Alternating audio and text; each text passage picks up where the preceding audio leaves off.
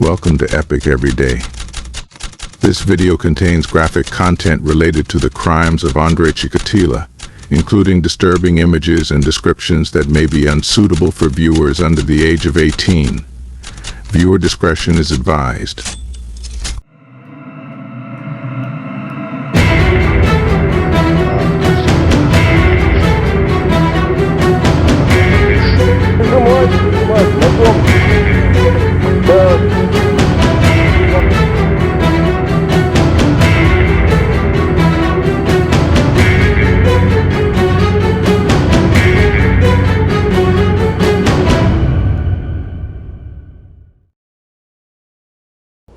What drives a man to commit horrific acts of violence? Today we delve into the chilling story of Andrei Chikatilo, one of history's most notorious serial killers. Chikatilo's criminal career spanned over a decade, during which he committed gruesome murders. His victims, including women and children, were targeted in brutal and horrific ways. Despite the severity of his crimes, Chikatilo managed to evade capture for years. The horrifying methods he used to lure his victims. Under the guise of friendliness, Chikatilo would approach women and children, often offering them small gifts or promises of assistance. Once he had gained their trust, he would lead them into the secluded depths of the forest. It was there, hidden from sight, that he would commit his gruesome acts of violence.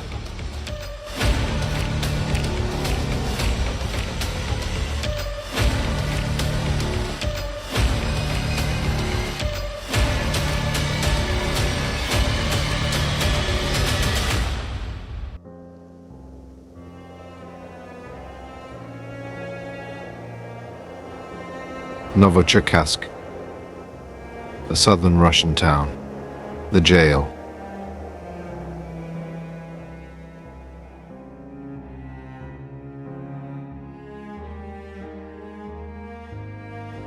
A room in the jail designed to inflict slow and deliberate suffering.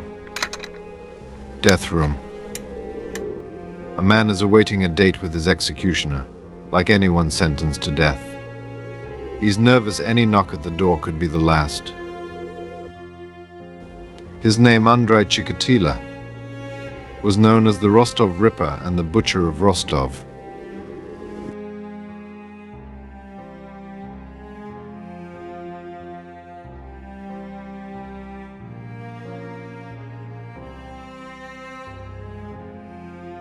Окончательное наказание Чикатило на основании статьи 40 Уголовного кодекса Российской Федерации назначить в виде смертной казни. Поднимайте подсудимого. Чикатило, по приговору суда вы приговорены к смертной казни. Вам ясен приговор суда? Ясен. Уводите.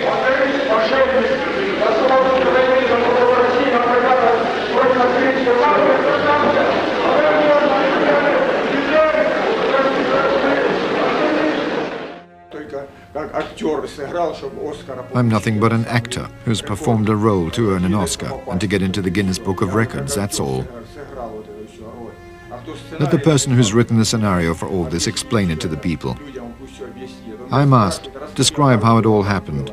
But what can I explain when they didn't show me the case file? They hid it. They're hiding it all. They've put great things in there, painting me as a beast, that's all.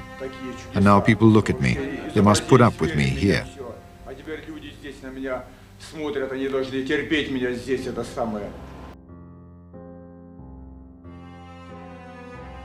Andrei Chikatilo, often referred to as the Rostov Ripper, was a notorious Soviet serial killer, convicted of 53 murders of women and children between 1978 and 1990. He sexually assaulted his victims and often mutilated and cannibalized their body parts after the murders.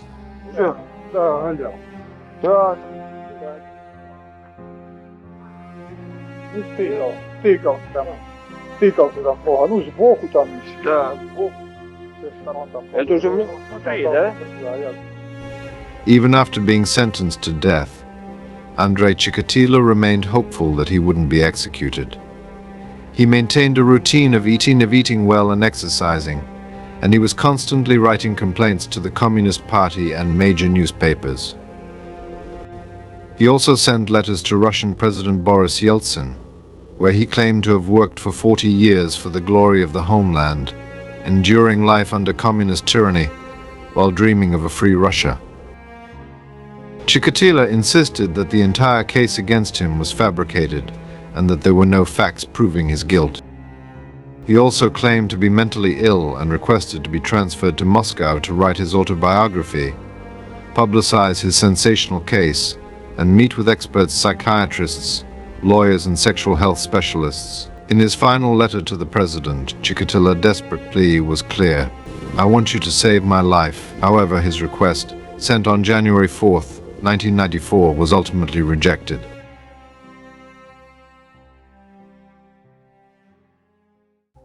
On February 14, 1994, Andrei Chikatilo was informed that he would be taken to Moscow for a psychiatric examination. Chikatilo, not feeling particularly afraid, probably still believed he was going to Moscow.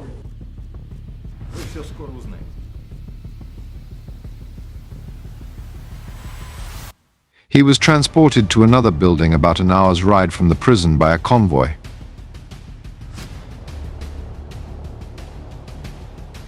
When the prosecutor entered the room and asked how he was feeling, Chikatilo, recognizing him, relaxed and even smiled. The prosecutor then requested that Chikatilo sign a book about himself. Chikatilo wrote, "Thank you to all the people who have suffered here with me. I hope there will be no more people like me in the future, criminals and the mentally ill."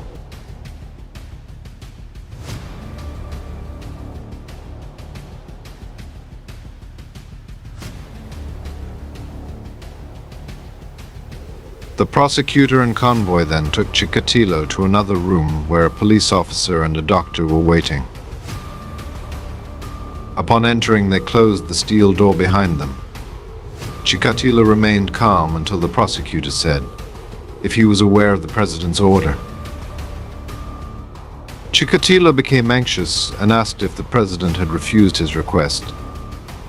After the prosecutor read the order twice, Chikatilo realized his fate and asked, "So I'll be executed?"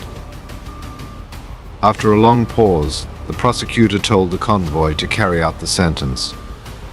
Shortly after, a single gunshot was heard from inside the room, and that was on February 14, 1994, at 10 a.m. local time in Russia.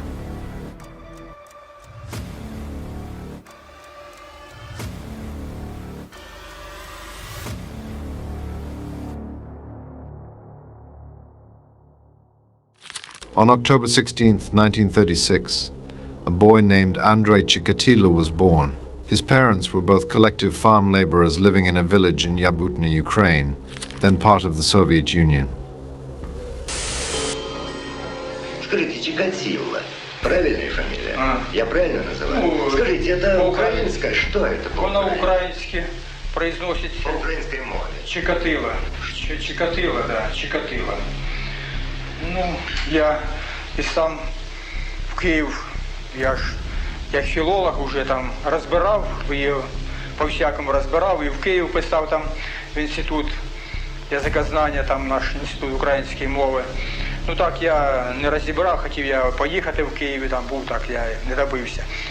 От, ну я думав, що тільки вона є тільки в нашій родній, от, в селі в нашому Яблучне, село Яблучне, тільки в нашому там. І я скільки от був в командировках, я ніде не зустрічав. От. Ну, то, що в Харкові є, то там вже всі виходці з нашого села Чикатила. А так воно смисла нема ніякого Чикатила, переводу нема ніякого, просто набор букв Чикатила. Times were hard, and Ukraine was in the grip of a mass famine caused by Joseph Stalin's forced collectivization of agriculture. Despite their efforts, the family faced severe hardship, with food scarcity often forcing them to eat leaves and grass. Although Andrei appeared to have a normal relationship with his parents, he undoubtedly experienced significant deprivation from a young age. However, circumstances changed dramatically on June 22, 1941, when Hitler's army invaded the Soviet Union. Like millions of other men at the time, Andrei's father, Roman, was conscripted into the Red Army. Roman was injured and captured almost immediately, spending the remainder of the war as a prisoner. With the Nazis occupying Ukraine, Andrei was exposed to the horrors of war, including bombings, shootings, and fires. During this period, he shared a single bed with his mother, but his chronic bedwetting led to regular scolding and beatings from her. It was also around this time that his mother told him a story that would leave a lasting impression on his young mind. She recounted that in 1934, his brother had disappeared from the village, allegedly kidnapped and due to extreme hunger, purportedly eaten by the locals. There is no evidence to support this story, as there is no documented evidence that Andrei Chikatilo ever had a brother. Ребенком, да не только ребенком, вы любили ласку. Да я не знаю, любил или нет, я ее не имел, никто не ласкал. Никто никогда не ласкал, никогда, потому что у нас как раз все мое детство пришло, это на военные, на голодные годы, так что мы там только лишь бы пухлые ходили, лежали бы выжить, какие там ласки. А дальше была голодовка, период у нас, тем более там на Украине, это же вот, на Полтавской области там же поставили этот монумент жертвам голода, там 20 миллионов, где от искусственно созданных голодовок 33 года, 47-го. Я вот это в 33-м году моего старшего брата Степана съели во время голода, людоеды съели, схватили люди, голодные, отчаявшиеся, его съели. И мать меня все время предупреждала, не выходи со двора, то, говорит, Степана съели, тебя съедят. Вот, я в бурьяне там калачики ел, этим питался, и мать это зари до зари в колхозе, тогда хоть она больная, считались болезненными, так придет кусок черного какой-то жмыха там принесет хлеба, там, а то мы тем и питались, в бурьянах там и лазили, там все это, или на замок там дома закроет это все там, сидишь голодный в окно, смотришь, плачешь.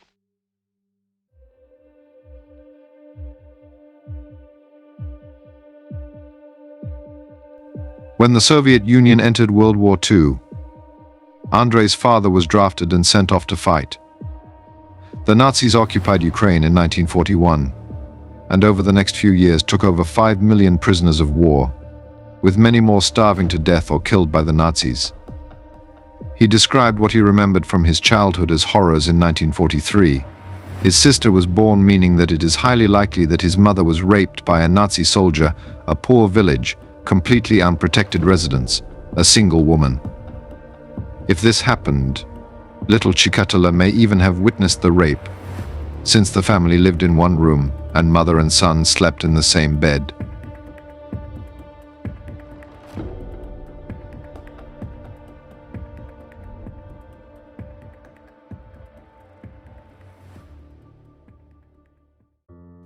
The most shocking thing about serial killers is that many of them looked and acted completely normal up until a certain point in their lives. Andrei Chikatilo was just as outwardly normal in his younger years. He was an excellent student. At the age of 14, he was the editor of the school newspaper, was distinguished by his modesty and inconspicuousness, and the teachers could not get enough of him. They say that Chikatilo had a certain superiority complex and considered himself smarter than his classmates. After finishing school, he wanted to enroll in the law department at Moscow State University, but failed the exam. He himself believed that he was not accepted because his father was repressed as a traitor and traitor to the motherland who had been in captivity. Instead of Moscow State University, Andrei Chikatilo studied at Rostov State University, which is now part of the Southern Federal University. This institution was known as Rostov State University (RSU) during the time he attended. It is neither the Rostov State Economics University nor the Rostov State Pedagogical University, where he graduated with a degree in Russian literature in 1970. It's important to distinguish between these two parts of his education and early career. These educational and early career steps were part of his complex background before his later infamy as a serial killer.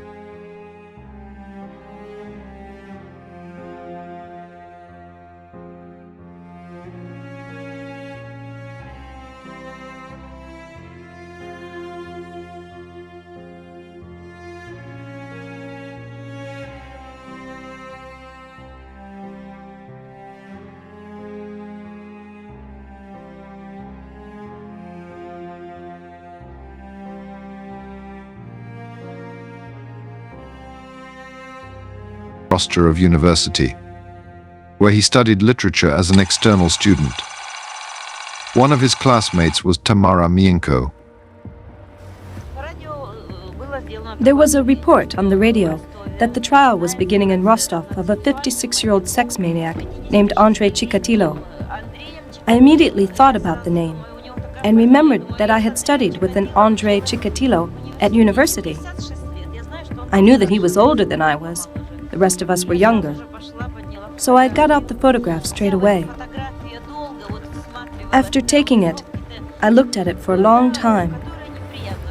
He had the kind of eyes that it was unpleasant to look at, even in a photograph.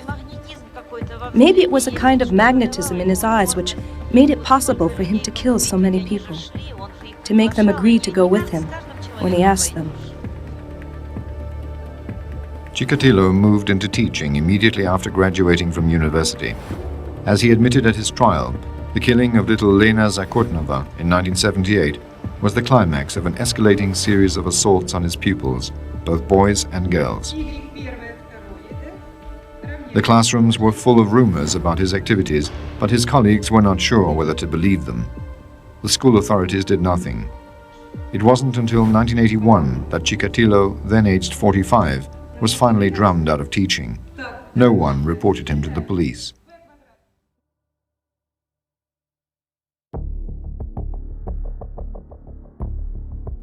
At the onset of puberty, Chikatilo discovered that he had chronic impotence, worsening his social awkwardness and self-hatred.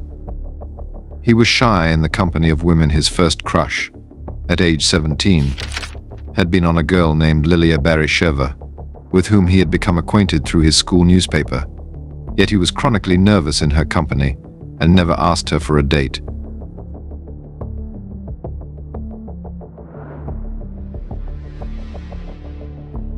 The same year, Chikatilo jumped upon an 11-year-old friend of his younger sister and wrestled her to the ground, ejaculating as the girl struggled in his grasp.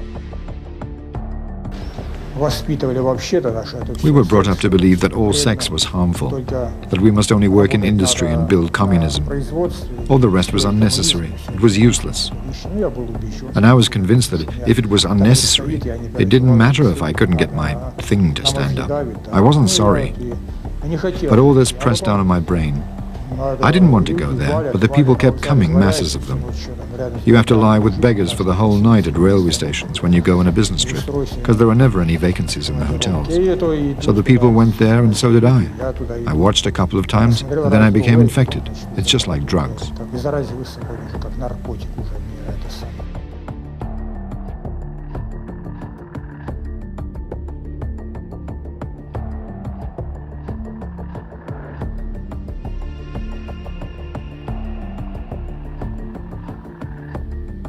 In 1962. His sister Tatiana introduced him to a woman named Feodosia Odnachieva, also known as Fayana. Andrei Chikatilo's personal life was marked by a series of troubled relationships and attempts to create a semblance of normalcy through marriage and family. He was married once, but the relationship had varying degrees of success. In 1963, Chikatilo married Fayana. This marriage, however, was short-lived, as it ended in divorce after just a few months. Fayana quickly learned that her new husband was not only unable to consummate the marriage, he had no real interest in sex.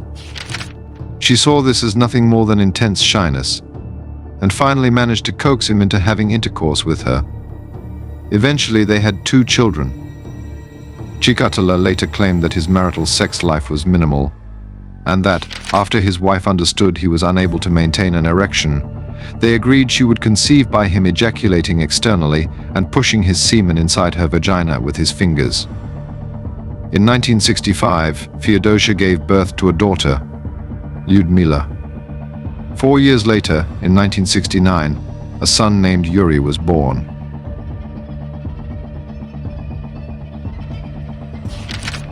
Despite the outward appearance of a typical Soviet family, Chikatilo's home life was far from ordinary.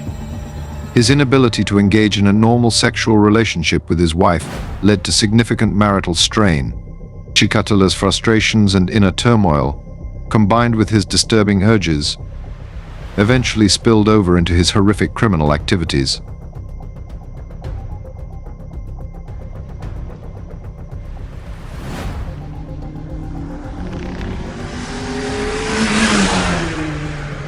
Andrei Chikatilo's grim trail of death began here in Shakhty in 1978.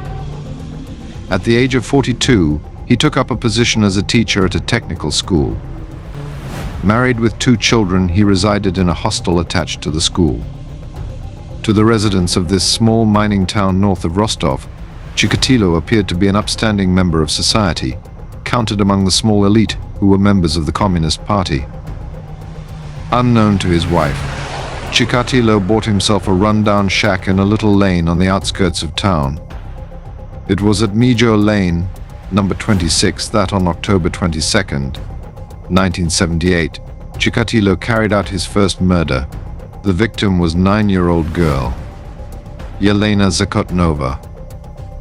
Chikatilo had met the girl at a nearby tram stop and persuaded her to come back with him to his house. After she walked through the front door, he turned off the light, forced her to the ground, and strangled her. After killing the girl in the house and mutilating her body, Chikatilo brought her here. He threw her body, along with her bag and clothing, into the rushes. 2 days later, the body of 𝐦𝐤𝐤𝐞 was found 150 meters from here, near the bridge. За 150 метров отсюда, вот в этом направлении, в районе моста. Not far from here lived Alexander Kravchenko. He was subsequently arrested in connection with the murder and sentenced to death. At 25 years old, Kravchenko was an obvious choice for the police. He had already been convicted of 1 murder, but had narrowly escaped execution, spending 6 years in jail instead. This time, however, he was not so fortunate. The fact that he lived just a few doors away from the crime scene was an unhappy coincidence, and he was made to confess to the killing. Leonid Akobzanov, the judge who later convicted Chikatilo, called it a tragedy. The police and prosecutors had good reason to suspect Chikatilo. The most alarming aspect was that Chikatilo had been seen with the girl, and an identikit picture resembling him had been made. If Alexander Kravchenko, who was wrongfully convicted and executed, had not been framed, Chikatilo might have been apprehended earlier. This could have potentially prevented the subsequent series of horrific murders, 52 in total, that followed.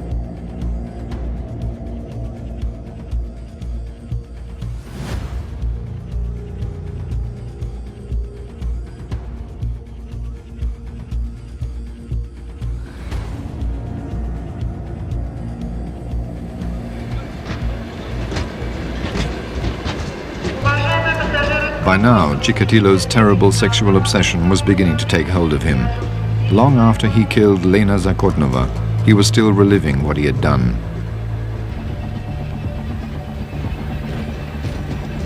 Rostov's busy railway station, with its crowds of young women, was like a magnet. Chikatilo would spend hours walking the platforms in search of victims. More and more, he spent the night on benches in the waiting room, with the tramps and the prostitutes. By autumn 1981, Chikatilo could resist no longer. Outside Rostov Public Library on the evening of September 3rd, he met Larissa Tkachenko, aged 17. They made an unlikely couple. He had been in the reading room, catching up on the communist newspapers. She was on her way to join a youth brigade working in the fields. But when Chikatilo proposed going off together to relax on the river beach, she agreed. They walked together down Rostov's main street, chatting as they went. His years spent as a teacher had given him the ability to talk to young people. Tkachenko appears to have suspected nothing as Chikatilo led her down to the opposite bank of the River Don on the outskirts of the city. He promised to buy her food and drink at the leisure complex on the river beach. but they never got there.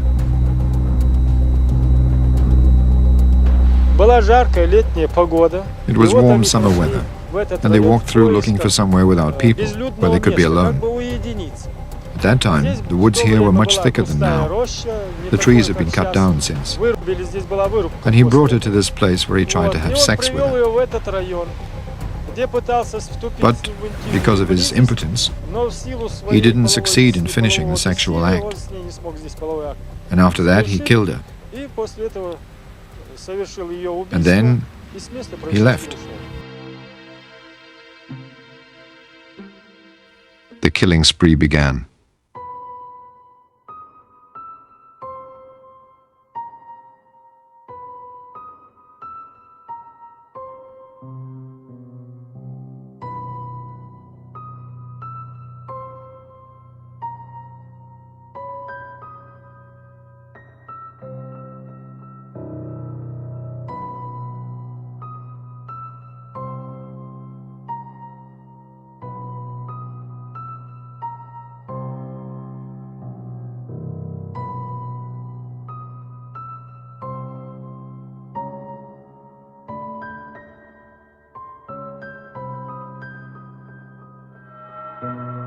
One of them was 11-year-old, Sasha Chapel. It was a warm summer evening in August 1984, and he'd been out with a friend to the cinema in Rostov. It was the last time the two boys saw each other, as Sasha's grandmother remembers. After the film, they went to Voroshilovsky Prospect, from where the number 10 tram left. Vasily was there with his little brother, and Sasha said to him, "There's your number 10 tram. You go, and I'll wait here for mine." That is what Vasily told the police.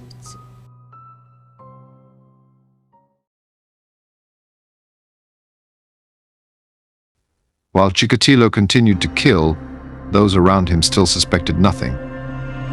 In 1981, he had begun a new job as a supply clerk at the Rostov wood factory. Most of his working time was spent roaming the region searching for material and spare parts. He kept to himself during the few hours a week he spent at his desk at headquarters. By the summer of 1984, Andrei Chikatilo had brutally murdered over 30 women and children, with 15 of those killings occurring that year alone. Despite the growing rumors, the official media remained silent, offering no indication that a serial killer was on the loose. This silence was characteristic of the Soviet media's pre-Glasnost era, which focused exclusively on positive news and ignored the grim reality lurking in the shadows. The unusual aspect of Chikatilo's victims was their diversity.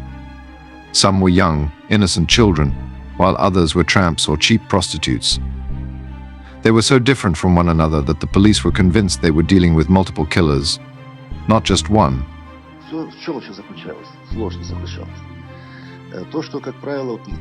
The problem was in those early years that, as a rule beginning in 1982, we were finding bodies which were little more than skeletons. We couldn't establish the identity of the deceased.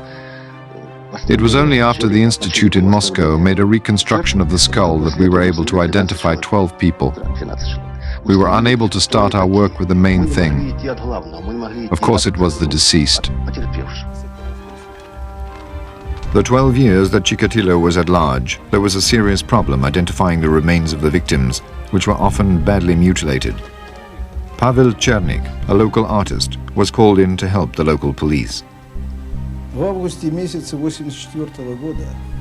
In August 1984, a good friend of mine, who's a police colonel and senior investigator, came to see me.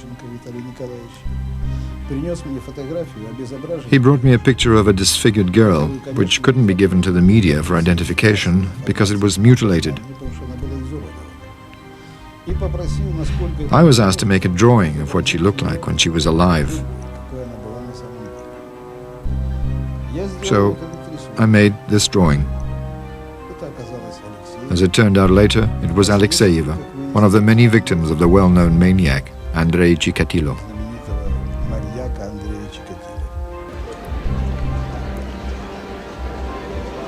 A month later, in September 1984, when the killings reached a peak, came a major breakthrough. After a night spent trying to pick up women at Rostov railway station, Chikatilo was followed by a policeman in the early hours of the morning across the city here to the central market, where he was arrested. He was taken to the little police station and questioned. When they searched his bag, they found it contained a knife, a piece of rope, and a jar of Vaseline. But there was a problem. Laboratory tests had identified traces of sperm found on the bodies of the victims as belonging to group AB. But Chikatilo's blood was a different group. According to Russian medical experts, all men had the same blood as sperm groups. No one, not even Chikatilo himself, could have known that he was a 1 in a million exception.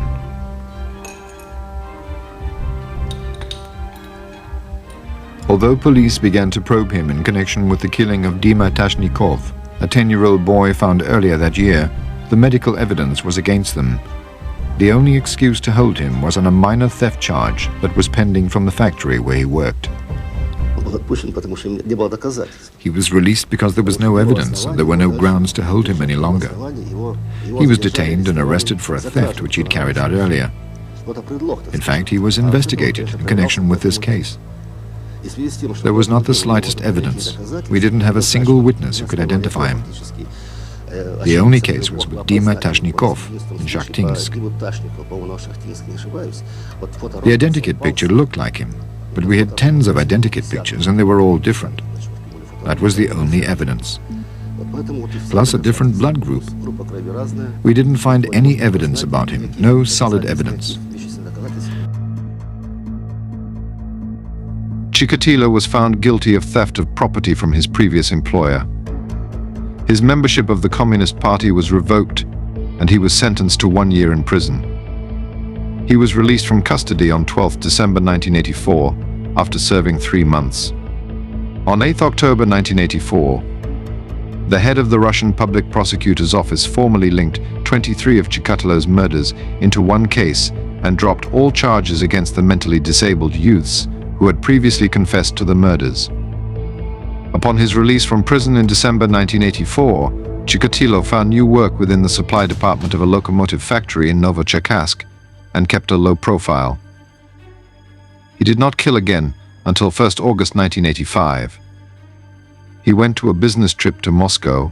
He encountered an 18-year-old woman named Natalia Poklistova standing on a railway platform near Domodedovo airport. Poklistova was lured off a train into a thicket of woods close to the village of Vostryakovo, where she was bound, stabbed 38 times in her neck and chest, then strangled to death. On August the 1st, Chikatilo was traveling on the local train from Moscow in the direction of the airport at Domodedovo. On the platform between the carriages, he met his next victim, Natalia Poklistova, who was living almost as a tramp. Her appearance and the fact that she was smoking gave him a desire to commit another crime, this time against her.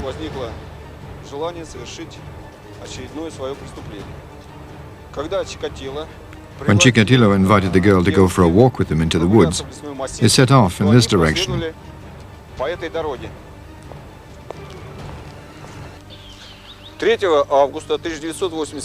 August the 3rd, the body of an unknown young girl was found here. It was completely naked and covered with a large number of cuts and stab wounds. There were signs on the palms that the hands had been tied, and there was rope around the neck. The nipples had been cut off.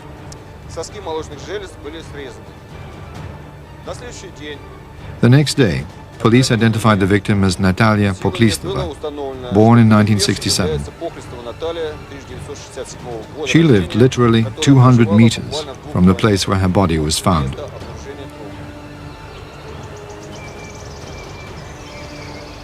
Poklistova's killing was the turning point. The case was handed to Isa Kostoyev, Deputy-in-Chief of the Investigative Department of the Public Prosecutor's Office and one of their best officers. Under Kostoyev's command, one of the largest police operations in Soviet history was mounted. Over the next 5 years, police were to check almost 500,000 people, a figure equivalent to 1 in 10 of the entire population of the Rostov region. More than 1,000 people were convicted for other crimes they solved along the way, but not Chikatilo. He remained at large, always one step ahead of them.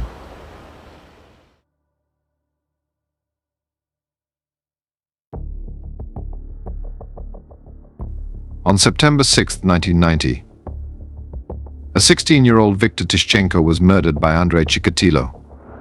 Chikatilo lured Viktor with a promise of a ride and took him to a secluded forest area. There, Chikatilo brutally attacked and killed him. During the violent struggle, Viktor fought back fiercely, leaving a significant mark on Chikatilo's finger. This critical piece of evidence became crucial in linking Chikatilo to the crime.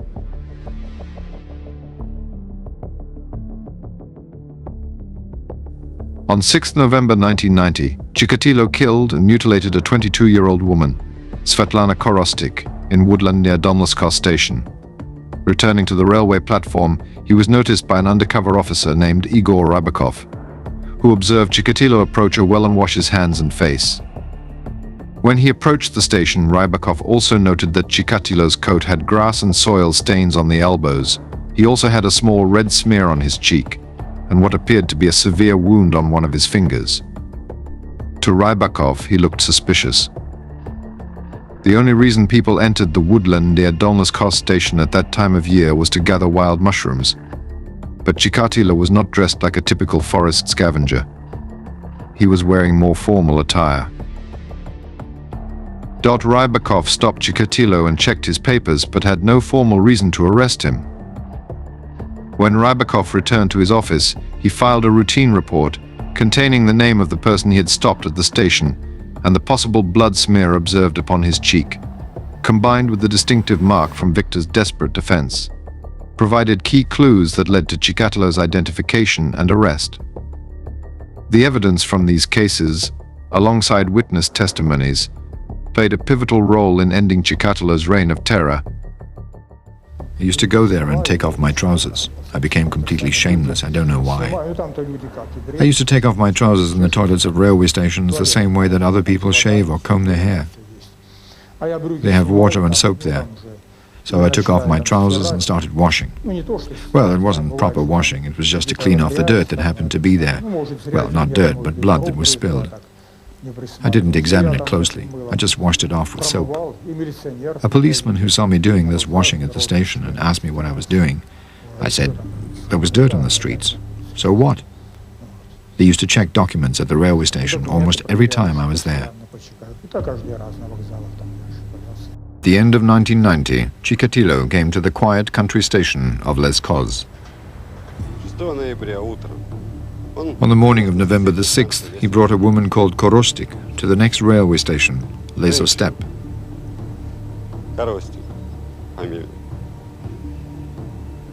The aim was the same as always, to take her to a secluded place and murder her.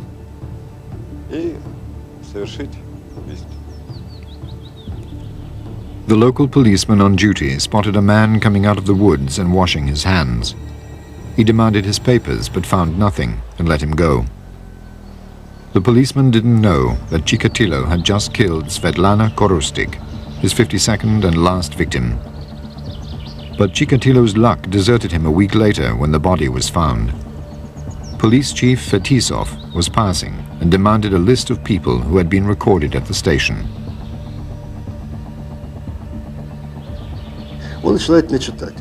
He began to read the list and there was Chikatilo. And I said, listen, we checked him in 1984. When he was detained at that time, I was on holiday, and when I came back and they showed me the case, they said that they detained him and that he'd fitted almost 100%, except for the fact that the blood group didn't match. When the investigators began to go through Chikatilo's movements over the previous years and compared them with the murders, they found to their astonishment that they fitted together perfectly. Then we started to check his work record. I found that he got a job here, at this factory, in 1984. We looked up the documents to find out where he was at the moment the killings were committed. Did he leave Rostov on a business trip? No. That means he was here. Could he have committed the murder? Yes, he could.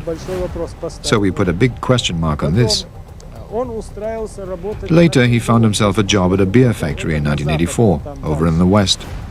When we checked the documents from that day, the day of the killing of 𝐦𝐤𝐤𝐤, we found that he was working there then. Also, very strange. He was working there and the boy was killed. And then, when we put all these coincidences together, we came to the conclusion that he was the murderer.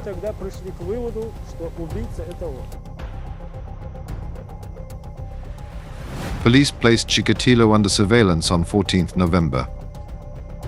In several instances, particularly on trains or buses, he was observed approaching lone young women or children and engaging them in conversation. If the woman or child broke off the conversation, Chikatilo would wait a few minutes and then seek another conversation partner. On 20th November, after 6 days of surveillance, Chikatilo left his house with a large jar, which he had filled with beer at a small kiosk in a local park. Before he wandered around 𝐤𝐤𝐤, attempting to make contact with children he met on his way. Upon exiting a cafe, Chikatilo was arrested by 4 plainclothes police officers. On the afternoon of November 20th, a week after Svetlana Korostik's body was found, police tracked Chikatilo to the town of Novocherkassk and arrested him.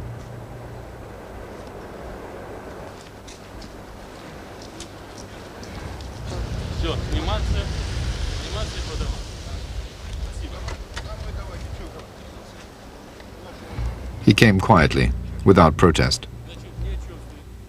Nor did he say anything as they drove him back the 40 kilometers to Rostov. Name, Chikatilo Andrei Romanovich. Year of birth, 1936. Place of birth, Sumskaya region, Aktir district, village Yablochnoye. What's your education? Higher education? Higher education. The first few minutes already produced an interesting development, a cut on Chikatilo's finger. But this was nothing compared to the surprise that was in store for police when they received the results of their blood and sperm samples. As the tests 6 years before had shown, Chikatilo's blood was Group A. But to the astonishment of police, his sperm was of a different group, AB. He could be the killer.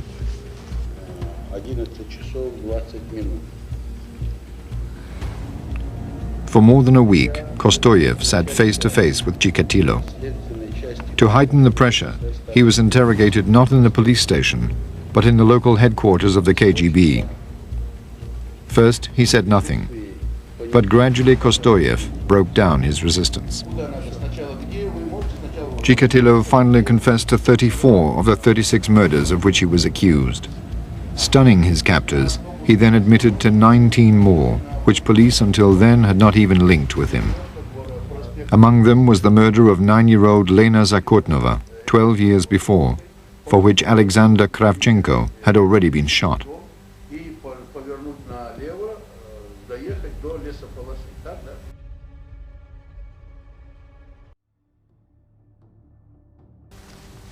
In the weeks that followed, Chikatilo took his captors on a macabre tour of his killings, amazing them with the accuracy of his memory. Even 10 years after he had killed, he was still able to pinpoint the place down to a few meters.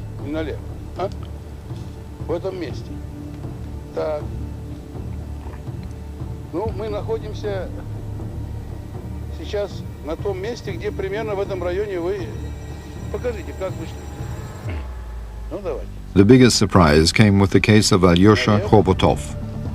Although it was more than 14 months since the boy had disappeared from his home in Shakhty, still nothing was known about his fate.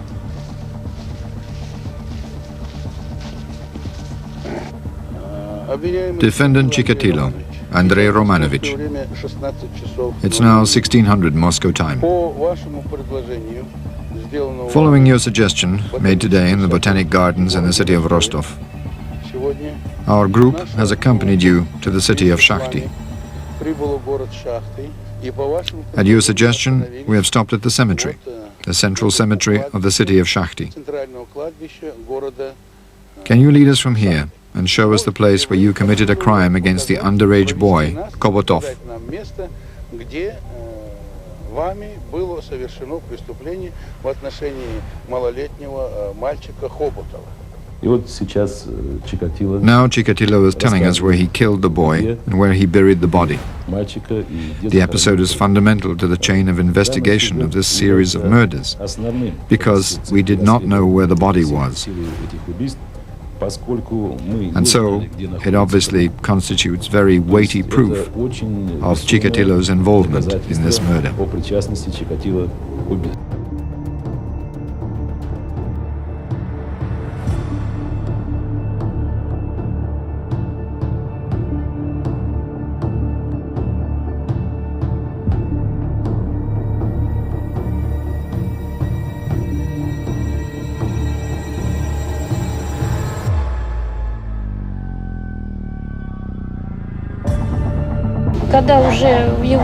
When they found him, I was called to identify him. They showed me the sneakers. I recognized them at once. I had bought them myself. He had them on when he was leaving. The sneakers were covered with blood.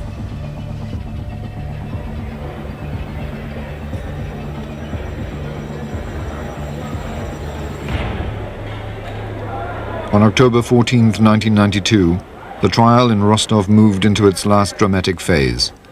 Over the previous 6 months, dozens of witnesses had come forward to confirm the case that police and prosecutors had built up so painstakingly.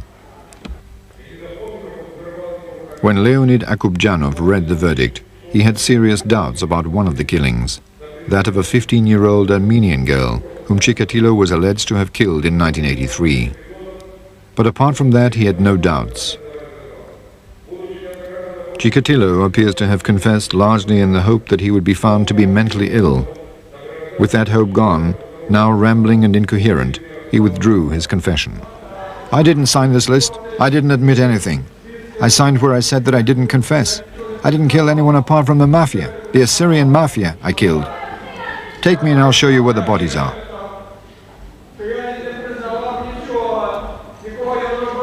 But it was too late. Chikatilo had already said too much. Akubjanov found Chikatilo guilty of 52 murders. The sentence was set for the next afternoon.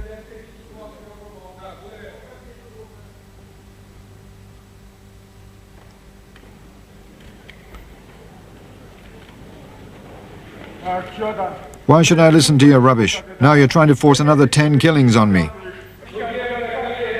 Taking into consideration the monstrous crimes which he committed, the court has no alternative but to impose the only sentence which he deserves.